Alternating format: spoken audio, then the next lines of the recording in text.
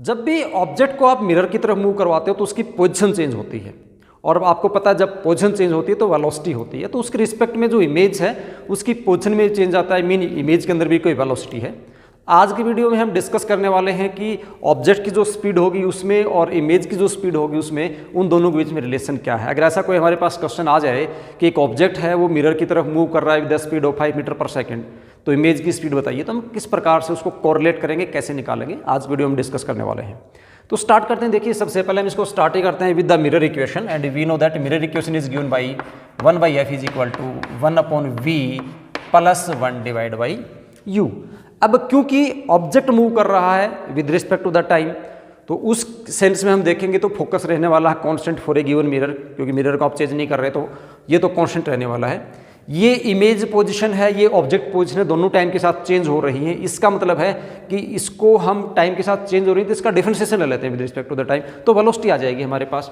तो हम यहाँ पे लिखते हैं differentiating with respect to time.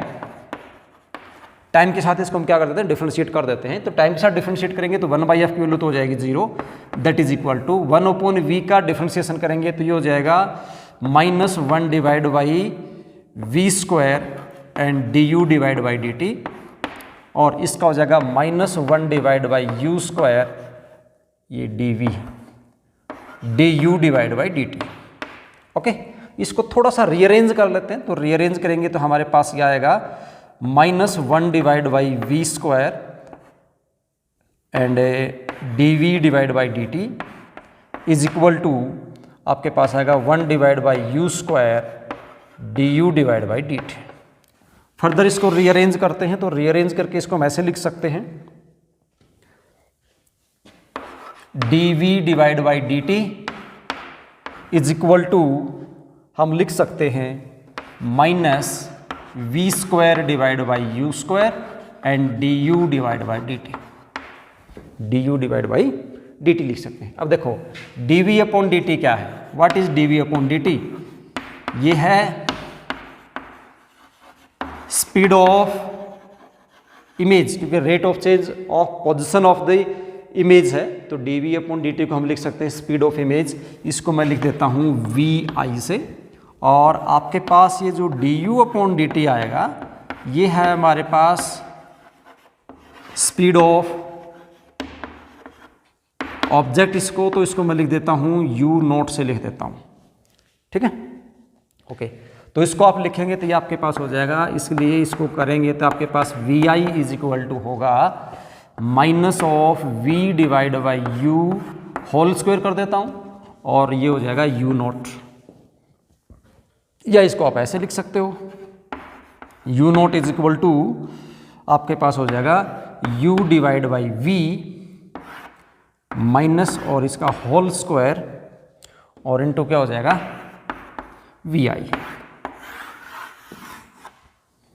तो ये आपके पास जो है ये हो गया आपके पास ऑब्जेक्ट की स्पीड हो गई, ये इमेज की स्पीड है, v पोजीशन है किसकी, इमेज की, ये u है, यहाँ पे ये वाला u है, रीअरेंज किया था ना, तो u और v पोजीशन ऑफ किसकी, ऑब्जेक्ट की, और पोजीशन ऑफ इमेज। अब देखिए अगर आपके पास फोकस गिवन हो, क्या गिवन हो, फोकस गिवन हो, तो आप फोकस से भी निकाल सकते हो। आपके पास ये जो रिजल्ट है u और v, मान लीजिए कोई न्यूमेरिकल प्रॉब्लम आती है उसके अंदर आपके पास u भी नहीं है, फोकस गिवन है, तो u अपॉन v को फोकस की टर्म में भी आप लिख सकते हो। और कैसे लिख सकते हो वो देखिए, आपको पता है 1/f is equal to 1/v plus 1/u है। आपको ज़रूरत है किसकी, u डिवाइड बाई v की ज़रूरत है, u डिवाइड बाई v की। तो ये वाली इक्वेशन है, इस इक्वेशन को आप पूरी इक्वेशन को u से क्या करो, पूरे की पूरी इक्वेशन को u से मल्टीप्लाई कर दो। u से क्या कर दें, पूरी इक्वेशन को मल्टीप्लाई कर दें। अगर पूरी इक्वेशन को आप u से मल्टीप्लाई करोगे तो यहाँ लिखते हैं हम, देखिए उसको u से मल्टीप्लाई करेंगे तो आपके पास आएगा u divide by f is equal to u upon v plus 1 हो जाएगा, u अपॉन u कितना हो जाएगा, 1 हो जाएगा। u अपॉन v की वैल्यू मुझे चाहिए थी, तो u upon v is equal to हो जाएगा u डिवाइड बाई f, इसको उधर लेके जाऊंगा -1, रीअरेंज करूंगा तो u minus F divide by क्या होगा, f।